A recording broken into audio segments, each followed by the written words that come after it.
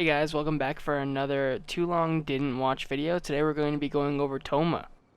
For our usual disclaimer, if you want to take any character and make them into your best damage dealer, you go for it. You do you. We're going to focus on things that characters are good at. So let's jump into it. So this is his E skill. It's going to give you a shield. And then his ultimate's also going to give you shield, so you're going to see this effect on this character a lot. This is Thoma's ultimate. Every 1 second when you attack, you'll trigger this fire effect and also gain a shield. This is going to be what really sets Thoma apart as a character, giving you more shields more often than other characters.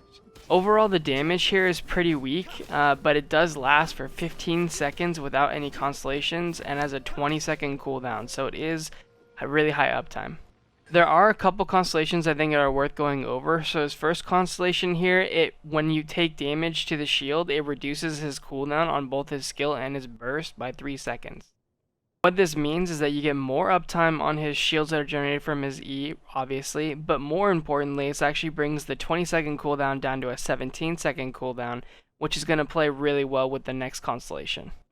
So you go from having a 15-second duration with a 20-second cooldown to a 17-second cooldown, meaning you're going to have much more uptime on these shields that you're going to be generating. So his second constellation actually increases his ultimate's duration by 3 seconds. This now means that with combinations of his first constellation, that you have a 18-second duration with a 17-second cooldown for his ultimate, which means you're generating shields 100% of the time.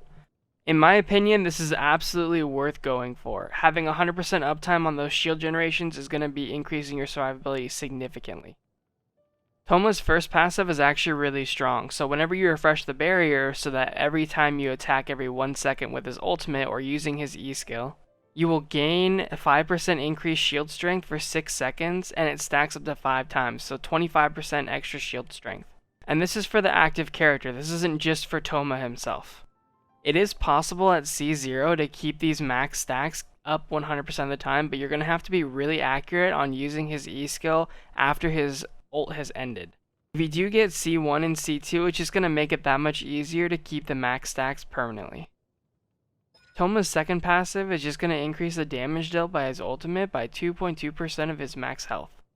This is sort of going to work out because we want higher health for bigger shields anyway, but to be honest, the damage from this is still pretty bad, so I wouldn't expect anything big out of it. The important thing about his ultimate is going to be the fire application and the shield. Thoma's final passive is that when you catch a fish, there's a 20% chance you'll get 2 instead of 1. To be honest, this is a pretty meh passive, like not that good at all, in my opinion, unless you're working on like the catch or a fishing achievement or something. So these are the stats of my Thoma currently: 29,000 HP with 1700, almost 1800 attack, only 200% energy recharge. Honestly, I wish I had more, but the gear just kind of doesn't allow. You can see I had decent crit rate and crit damage, but his damage is kind of meh. So I know we don't normally go into numbers in this kind of video, but really quickly, some numbers you should know is that we're looking at roughly 15,555 as a total shield from both an E and an ultimate. These numbers were used calculating 29,000 as a base, and obviously you could get Thoma with much better HP. I just don't have the artifacts to support that. But this is going to be in an every 20-second rotation or so that you're going to be able to get this off. You can use his E skill a little bit more often than his ultimate, but this is just based on 1 E skill and 1 ultimate per rotation. Also, this number has been calculated without his passive in mind that increases shield strength for your active character. So this is going to be just the flat shield that you're going to be getting from these skills. Do keep in mind that is with this level 8 skill for both his elemental skill and his elemental burst. So you could obviously have higher shields in the future if you leveled them up to level 10 or you went for additional constellations. So we are using the 2-piece Emblem of Severed Fate for that 20% energy recharge and the 2-piece Millilith set for 20% HP. Again, I wish I had more energy recharge, but unfortunately my artifacts just didn't roll with energy recharge. In my opinion, I would just build him for straight energy recharge and HP. Any damage stats are kind of wasted. I'm currently using a Staff of Homa on him. The weapon, it does okay, it gives me that HP, it does give me a little more damage stats. Again, I've already mentioned that he doesn't do great damage, so honestly I just recommend using the Black Tassel for everyone else. Once I get the black tassel leveled up, honestly I might use that instead because it does give you 46.9% additional HP instead of only the 20% that Staff of Homa gives. While it might be nice to have some of the damage stats, he just doesn't do that much damage anyway. So the team comp that you're seeing right now is actually kind of my preferred group composition for using Thoma. I like using him and Xingqiu as a replacement for a healer, especially in a team like with Hu Tao, where she doesn't really want that much healing. This strategy really only works if you're going to go hard into Thoma's shield. Without Thoma's shields, you're kind of in a tight spot when it comes to like surviving and stuff. But I've also seen people use Yoimiya in a similar team composition. I think you can also just straight up switch her for Hu Tao. They work almost the exact same anyway. One really important thing to note is that if you don't have high enough energy recharge, this team comp, it makes it a lot harder to play.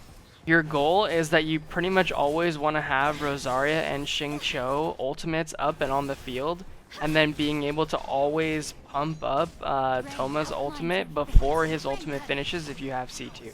The real goal is to have as much uptime on the shields as possible, so that way Hu Tao is as safe as possible. If you're playing with Yoimiya, you can be a little bit more forgiving, you know? But then after that, you want to have the options of melting and vaporizing as often as possible for whoever your main damage dealer is. You could even use like Diluc or something in this team comp. Also, an issue I ran into with this was that if you end up using your ultimate on Thoma right before you switch and end the stage, you can kind of hose yourself for the next round. Alright, so all that being said, what do I think of this character? Should you pull for Thoma?